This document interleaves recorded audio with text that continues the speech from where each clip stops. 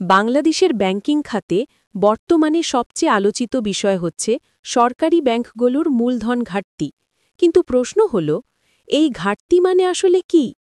এর ফলে আমাদের সাধারণ মানুষের টাকা কি নিরাপদ? চলুন বিস্তারিতভাবে জেনে নিই। মূলধন ঘাটতি মানে হচ্ছে ব্যাংকের হাতে পর্যাপ্ত নিরাপত্তা তহবিল না থাকা। বাংলাদেশ ব্যাংকের নিয়ম অনুযায়ী প্রতিটি ব্যাংককে ন্যূনতম 10% মূলধন ধরে রাখতে হয়। যখন কোনো ব্যাংক এই মান পূরণ করতে পারে না, তখন বলা হয় সেই ব্যাংকে মূলধন ঘাটতি হয়েছে। অর্থাৎ ব্যাংক তার দায় বা ঋণ পরিশোধের নিরাপত্তা বলয় হারাচ্ছে। এখন প্রশ্ন আসে, কেন সরকারি ব্যাংকগুলোতে এই ঘাটতি দেখা দেয়? এর পেছনে আছে কয়েকটি বড় কারণ। প্রথমত, খারাপ ঋণ বা নন পারফর্মিং লোন বেড়ে যাওয়া। অনেক বড় ঋণ রাজনৈতিক প্রভাব বা অনিয়মের কারণে ফেরত আসে না। দ্বিতীয়ত, ব্যবস্থাপনায় দুর্বলতা এবং দক্ষ জনবলের অভাব। তৃতীয়ত, লোকসানমূলক প্রকল্পে বিনিয়োগের কারণে লাভ কমে যাওয়া। এভাবে বছরে বছরে ক্ষতি জমে গিয়ে ব্যাংকের মূলধন কমে যায়। ফলে সরকারকে বাজেট থেকে টাকা দিয়ে এই ঘাটতি পূরণ করতে হয়।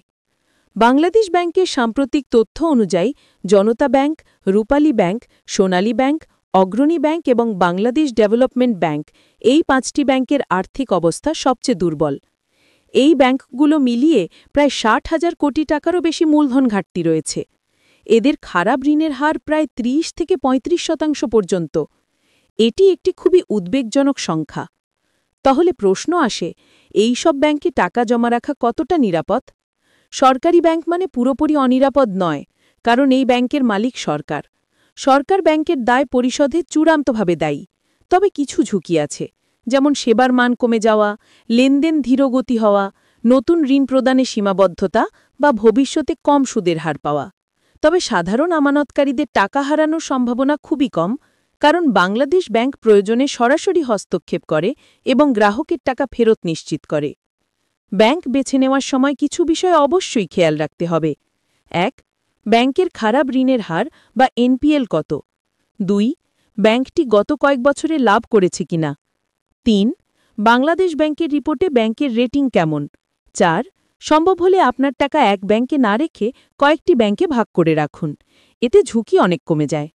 ভবিষ্যতের দিকে তাকালে দেখা যায় সরকার ইতিমধ্যে কিছু উদ্যোগ নিয়েছে, যেমন ব্যাংক একীভূতকরণ, খারাপ ঋণ পুনর্গঠন, দক্ষ ব্যবস্থাপনা নিয়োগ এবং ডিজিটাল মনিটরিং সিস্টেম চালু করা।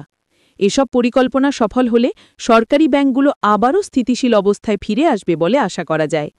সবশেষে বলা যায়, সরকারি ব্যাংকের মূলধন ঘাটতি মানে এই নয় যে আপনার টাকা ঝুঁকিতে, কিন্তু সতর্ক থাকা জরুরি। সচেতনভাবে ব্যাংক নির্বাচন করুন, নিয়মিত ব্যাংকের খবর অনুসরণ করুন এবং বড় অঙ্কের টাকা এক জায়গায় না রাখুন। তাহলেই আপনি নিরাপদ থাকবেন। ভিডিওটি ভালো লাগলে লাইক দিন, কমেন্টে আপনার মতামত জানান এবং সাবস্ক্রাইব করুন, যাতে পরবর্তী আর্থিক বিশ্লেষণ ভিডিওগুলো আপনি মিস না করেন।